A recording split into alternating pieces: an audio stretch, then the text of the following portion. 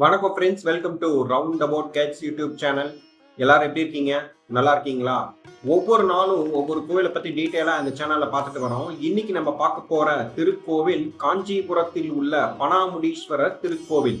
இந்த கோவிலை பத்தி டீட்டெயிலா தெரிஞ்சுக்கலாமா? இந்த திருக்கோவிலில் கோபுரம், மூலவர் சன்னதி, விநாயகர், முருகர் சன்னதி ஆகியவை கிழக்கு பார்த்த வண்ணம் அமைக்கப்பட்டுள்ளது. சூரியனார், பைரவர், சித்தீஸ்வரர், பெருமாள், நவக்கிரகங்கள் பக்தர்களுக்கு அருள்பாலிக்கின்றனர்.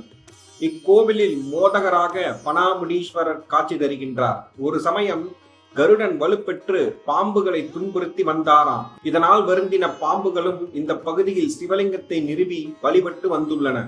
தங்களுக்கு கருடனால் அச்சுறுத்தல்கள் ஏற்படுகின்றன என்றும் தங்களை காக்க வேண்டும் என வருத்தப்பட்டு சிவலிங்கத்தை பூஜை செய்து வந்துள்ளன அனைத்து நாகங்களும்.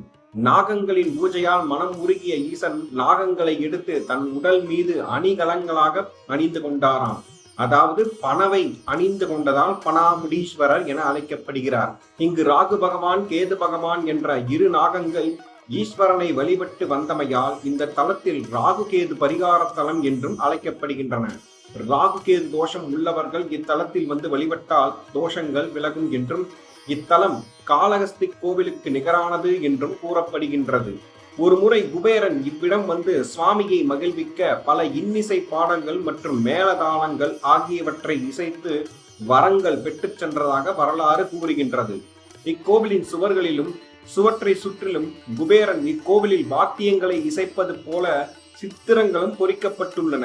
இதேபோல் கோவில் கோபுரத்தின் மேலே நாகங்கள் ஒன்றாக இணைந்தபடி கோபுரத்தை தாங்குவது போலவும் சிற்பங்கள் செதுக்கப்பட்டுள்ளது குறிப்பிடத்தக்கது. இத்திருக்கோவிலுக்கு வருகை புரிந்து சுவாமியை வழிபட்டால் கொடிய நாகங்களின் விஷம் அகலும் என்றும் கூறப்படுகின்றது. ஒவ்வொரு பிரதோஷம் அன்றும் மகா சிவராத்திரி அன்றும் இக்கோவிலில் விசேஷ பூஜைகள் செய்யப்படுகின்றன.